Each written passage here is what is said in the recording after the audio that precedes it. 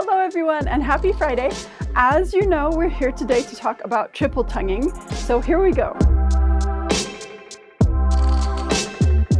Our first triple tongue tactic is simply to know that for flute players, when we want to triple tongue, we say taka-ta, taka-ta, taka-ta, or daga-da, daga-da, daga-da, rather than simply saying taka-taka-taka or daga-daga-daga, as we do when we double tongue. By the way, if you want a more in-depth discussion of whether to say ta and ka or da and ga, because it really does matter which one of those you choose, check out this video I did on the best double tonguing exercise. I talk a lot about the technique of double tonguing in there, and it applies to triple tonguing as well. You get different advantages and disadvantages when you say taka taka taka or daga daga daga. One thing I will quickly reiterate from that double tonguing video is that both for your forward syllable, the ta or the da, and also for your back syllable, the ga or the ka, you want both syllables to be far forward in your mouth and hitting as close to the same place in your mouth as possible.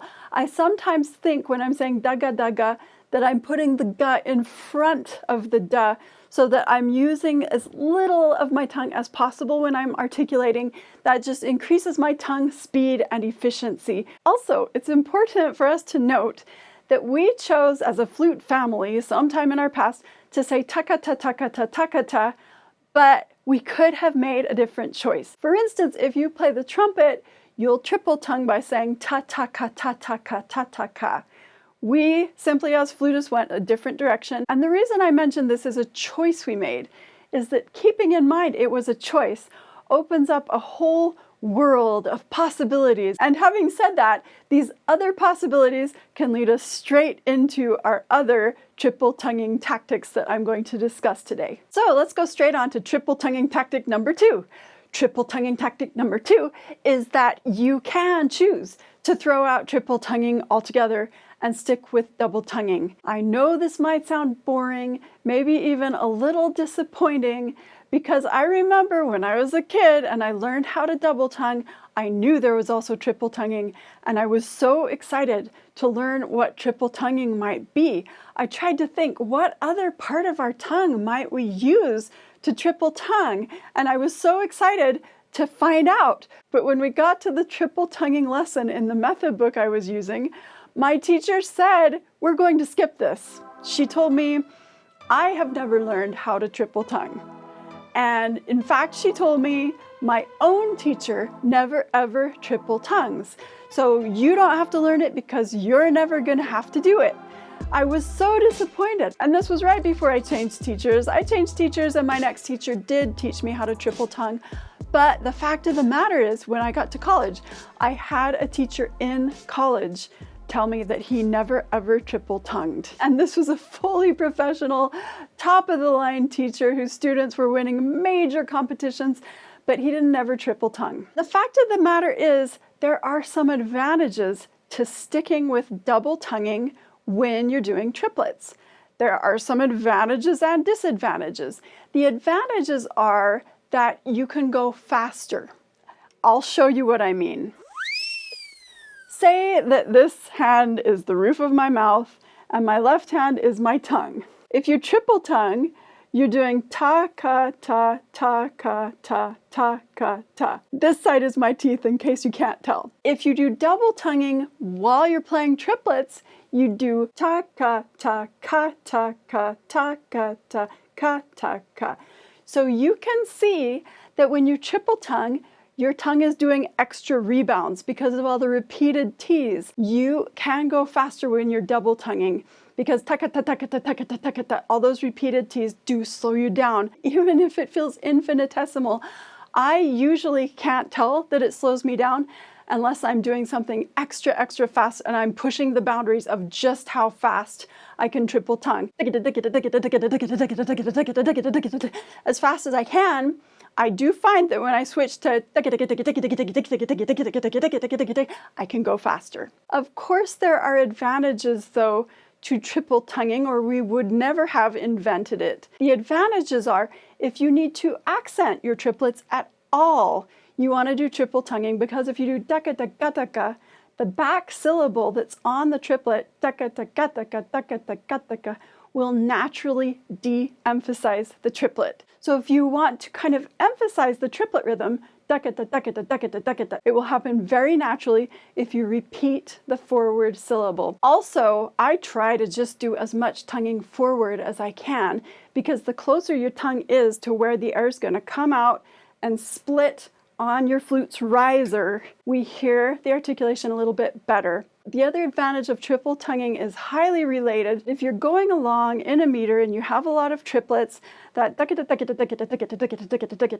simply makes the rhythm very clear. It doesn't get muddy. And if you're used to thinking taka taka taka taka in duples, and now suddenly you're using it for triplets, we can make the rhythm a little bit less clear, a little bit more muddy, and not stick to our threes as well. So for myself, I deeply prefer to triple tongue most of the time. A very important part of triple tonguing tactic number 2, where you can simply throw out triple tonguing, is that you don't do it all the time. You simply know that you have the option to choose whether you really want to triple tongue or double tongue in triplets. And really, the only times I prefer to double tongue while I'm playing triplets are when I want to go as fast as possible, when I want things to be as smooth as possible, and really not emphasize the triplets.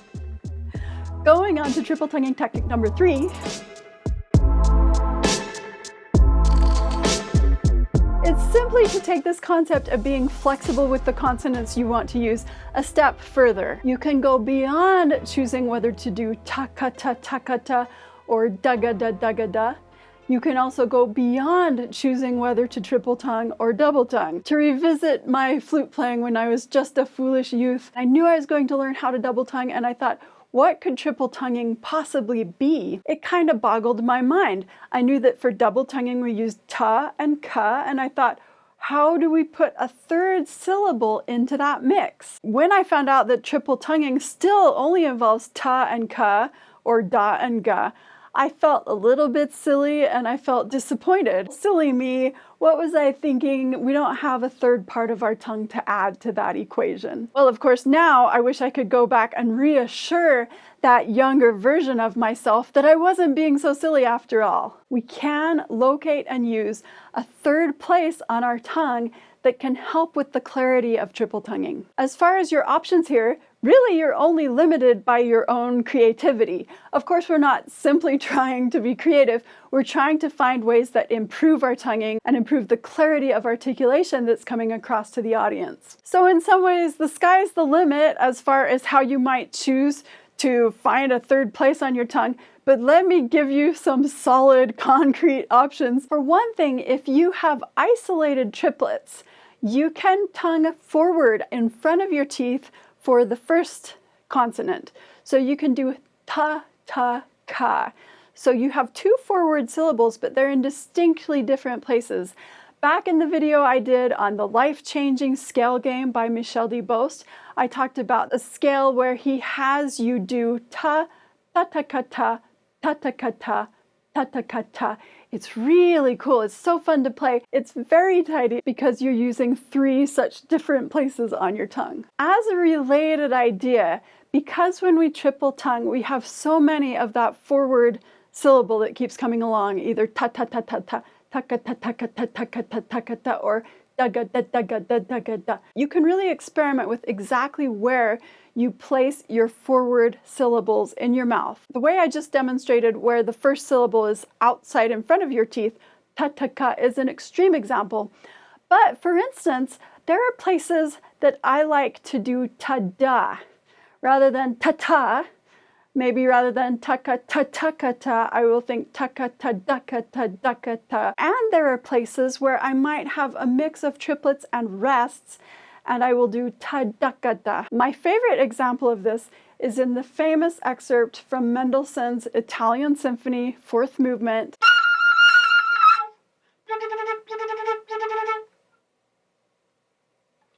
I don't do ta ta ka ta ta ta ta ka ta ta. That to me gets a bit confusing because there are so many of those forward syllables and they're all the same, so I like to mix them up. There's a number of ways you can mix them up. You could mix them up by saying ta ta ka ta ka, or ka-ta-ka-ta-ka, or ka-ta-ka-ta-ta. But for me, I keep the forward syllables, but I mix them up. What I personally really prefer to do here is think ta-da-ga-da-ta,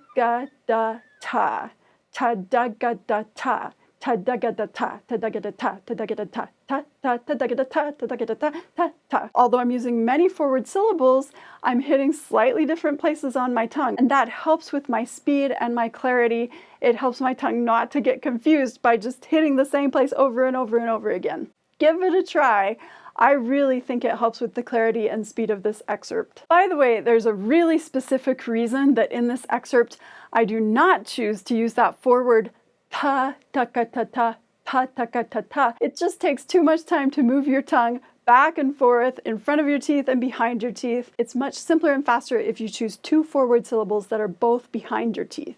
One more thought I'll give you for this triple tonguing tactic number 3, and that is we can choose to triple tongue the way that trumpet players triple tongue. We can do ta-ta-ka, ta-ta-ka, ta-ta-ka.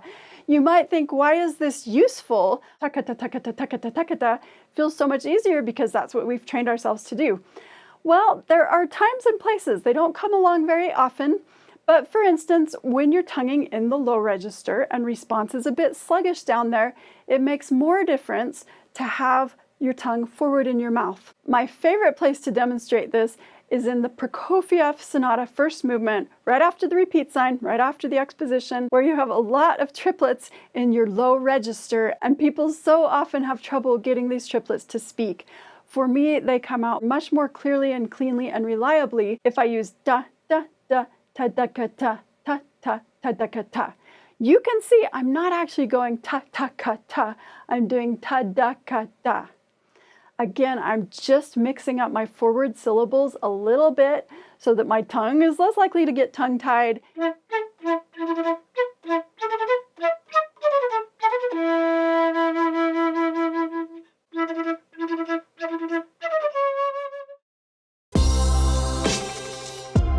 Well, just like that, here we are at the end of today's episode already, so quickly.